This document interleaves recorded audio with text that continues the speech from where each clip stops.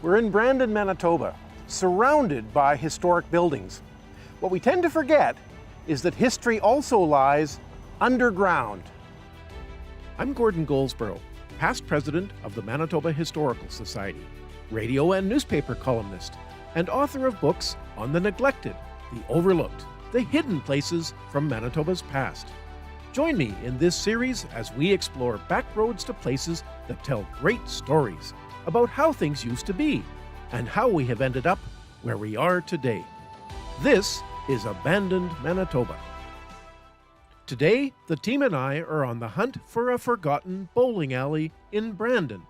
We thought the best place to start was to visit our friend Trevor Peters. Trevor's family has been involved in the bowling business for decades, and he may be able to provide helpful information.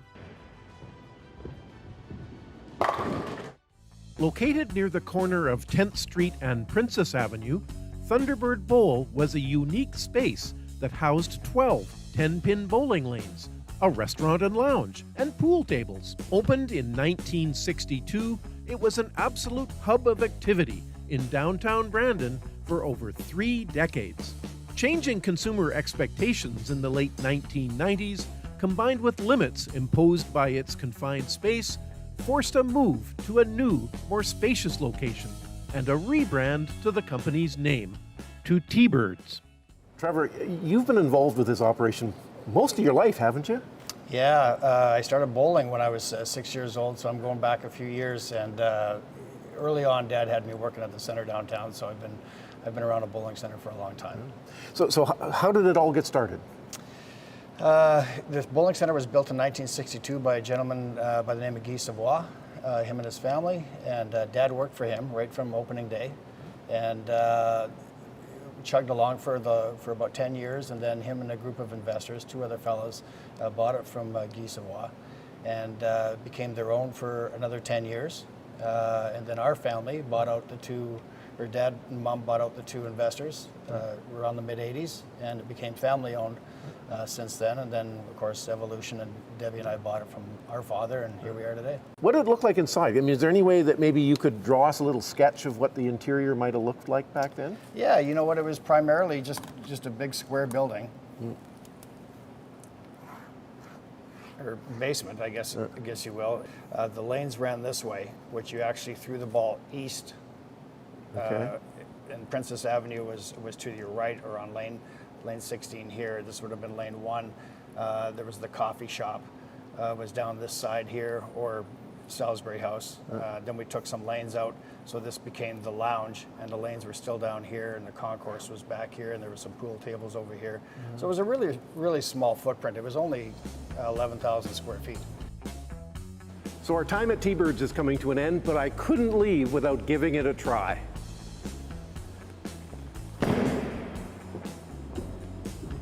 Woo!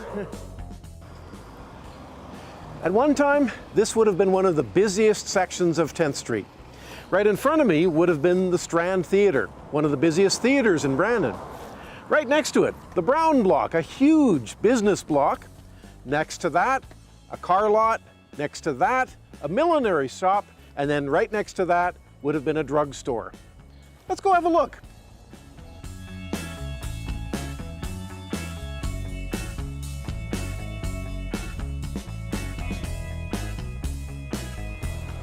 So we're at the intersection of 10th and Princess, looking northeast. And according to this picture, there was at one time a pharmacy right at the corner. All there is there now? A parking lot. I'm on my way to meet up with Pierre Desjardins. Pierre is a building inspector for the city of Brandon, and he's agreed to help us gain access to the former Thunderbird Bowl deep beneath the city streets. Hi, are you Pierre? Yeah, you betcha. Hi, nice Gordon. to meet you. Nice to meet you too. Got her already. Want to head in? Fabulous, let's do it. Watch your step here. Oh yeah, broken glass. As we descended the staircase into the dank interior of the abandoned bowling alley, aided by the flickering light from our flashlights, I didn't know what to expect.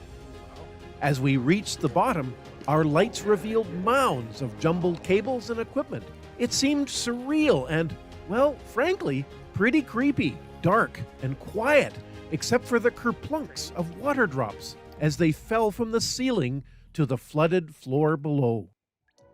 Using the map drawn by Trevor Peters, Pierre and I are trying to understand the layout of the former Thunderbird Bowl. It is very humid, and every metal object down here is rusty.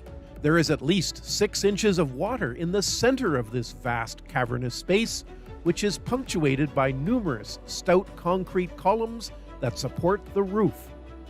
Pierre noted that the site had been vacant for over 22 years.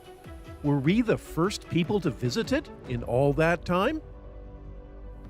So as you came down the stairs, you could, of course, come over here and get your bowling gear, or you could turn to the left and go down sort of a corridor. Okay, Trevor told us that in this area they would have had, say, pool tables and a lounge.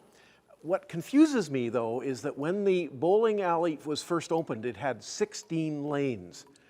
By the time it closed, it had only 12 lanes.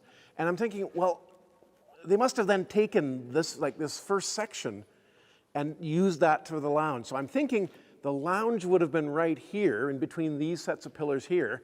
And then from this pillar to the wall, this area is where they would have had the pool tables. And then further down, I'm told, there would have been a bathroom, a kitchen, and a utility room. So let's maybe just go down and see if we can see any evidence of those original wall partitions. There was a wall here, so, you know, I don't know, maybe this was the pool area. And then we come over here. Looks like another room here, maybe a wall right here. You can see here there were tiles, floor tiles, just plain old, probably asbestos floor tiles. That was sort of the common thing in the 60s. An instrument panel on the wall, and I'm wondering, is it possible this may have been the kitchen? Because then they would have had, well, see, there's the 220 volt service right there would have been for maybe a stove, an oven. So maybe this was where the kitchen was. And then we come over here, and of course you can see the floor tiles, which is what I would expect to see in a bathroom. So, you know, this may be where they had the bathrooms. Pierre and I venture out where the original bowling lanes would have been, and he gives me some insight as to why the site is deteriorating. Spalling or cracks in the concrete, as well as the relentless freeze-thaw cycles over a couple of decades, have taken their toll. The water we are walking in is deep and murky.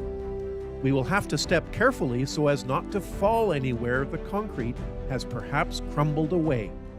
So here's the map, and if I just turn it kind of more or less as it looks, so here are the stairs we came down. They're just over here. Okay. And along here was where they would have had the place you would get your bowling shoes and so on. And then over here to my left, it steps down. You can see there's a bit of a step down, and this is where they would have had the chairs. You know, you would have sat watching the other people as they bowled. There'd be the place where you keep your score. And then, of course, over here, as you go just a little further on, it steps down. And this is where you get down onto the actual, bowling lane itself. So, you would have picked up your ball from maybe a conveyor over here and whew, down the lane. One of the really striking details that I can see here is how robustly built this building is. You look at all the pillars behind me. Each of them is huge, and then at the top and at the bottom, they've got a very stout piece of concrete. It was clearly intended to support an awful lot of weight, and you think, why, if it's a one-story building?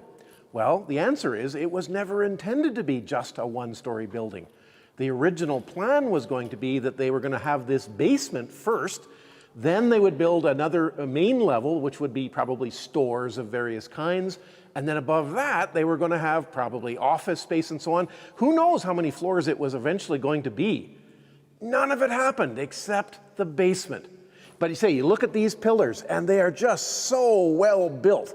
They were building for the future.